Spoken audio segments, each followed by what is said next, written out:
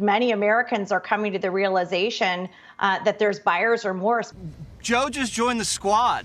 I mean, this guy, there's no daylight between Sleepy and AOC. Or I should say, job-killing Joe, as he's known. America was sold a bill of goods, right? I mean, Biden was supposed to be this benign, middle-of-the-road creature. It's shocking, and it belies the call for unity in this country to govern that way. And some of these things are rather radical.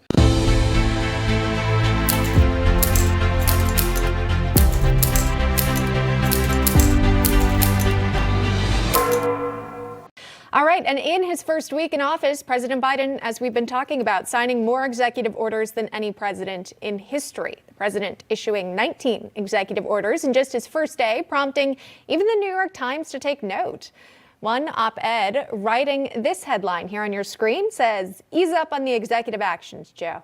You know, it's interesting that Joe Biden ran as a moderate, and now all of a sudden AOC is praising this Green New Deal plan as something that Biden supports, when Joe Biden continuously said on the campaign trail that he doesn't support the Green New Deal, although he does support some kind of climate change legislation or executive orders. Well, now we know that his vice president, Kamala Harris, who co-sponsored the Green New Deal with AOC, is getting exactly what they want when it comes to this overwhelming takeover of the federal government in terms of climate change and going after every aspect of Americans' lives because you can justify it by saying it's environmentally friendly. When you saw that number, that graphic on our screen, he's got more executive actions than we saw from Trump, Obama, Bush, Clinton as well.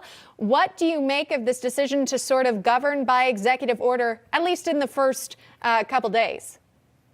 Well, I think it's it really stands out for the proposition that the call for unity in this country is in a very closely divided Congress where the Senate is tied and the House is very close.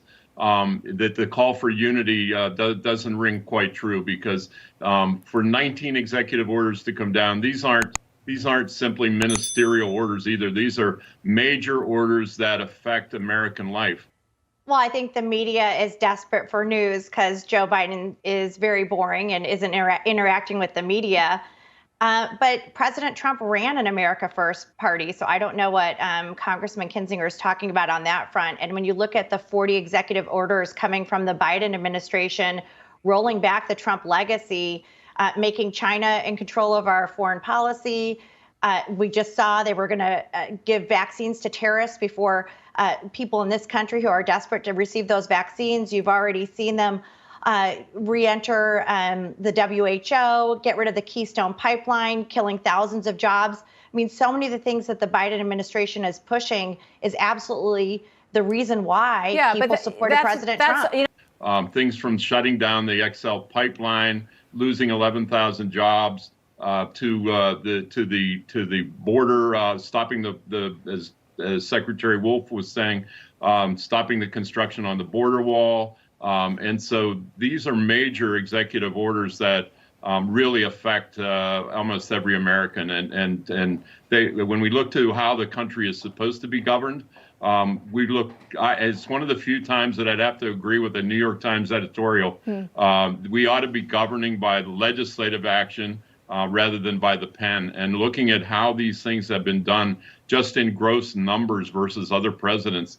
It's shocking, and it belies the call for unity in this country to govern that way. And some of these things are rather radical, and they're a radical departure from the country that we know at this time. America was sold a bill of goods, right? I mean, Biden was supposed to be this benign, middle-of-the-road creature, but we knew, and we talked about this on The Five, that he's an empty vessel for the left. That's why they didn't mind him being nominated, and why Bernie was actually okay with it. Remember, we were talking about the coming civil war inside the Democratic Party? It's over, all right? Basically, Joe Biden is Wile E. Coyote after Bugs Bunny meets him with the steamroller. He is flattened. He's not even trying to stand up for the average American because he can't. He doesn't have the energy. He's feeble and he's tired. He is perfect for the hard left. He's not in control of this. And everybody, he doesn't even know what these executive orders are. Let's be serious. Sad. It's actually sad. Essentially, it's Biden's family warning other family members over business dealings that they've done. We're learning at least now that Joe Biden's brother Frank, and of course we've heard about Hunter Biden as well, potentially using the family name to cash in on their relationship with the president here. Is this sort of something that could become a trend under the Biden administration that you might have some concerns about? Again, I think that for Frank Biden, it had to do with some sort of law firm advertisement, but it does make you wonder how that Biden name could lead to some benefits. Well, certainly the story about Hunter Biden and his dealings in both Europe and in China are very disconcerting, and all of the things, the number of things that came out about Hunter Biden's trips to Europe and his service on the gas company board in Europe. Many Americans are coming to the realization that there's buyer's remorse, people who voted for Joe Biden, who thought he was going to protect union jobs, who thought he was going to get $2,000 in stimulus checks in their hand, who thought he had a plan for COVID relief, are realizing it was all smoke and mirrors. Joe just joined the squad. I mean, this guy, there's no daylight between Sleepy and AOC. Or I should say, job-killing Joe, as he's known. Maybe that's why AOC likes him so much. Remember what you did to Amazon in New York City? Cost us all those jobs? Well, Joe just cost us about 11,000 with the Keystone. AOC's like, oh yeah, that's the kind of guy we're looking for. Come over here and join us in the squad while we just destroy union jobs, Juan.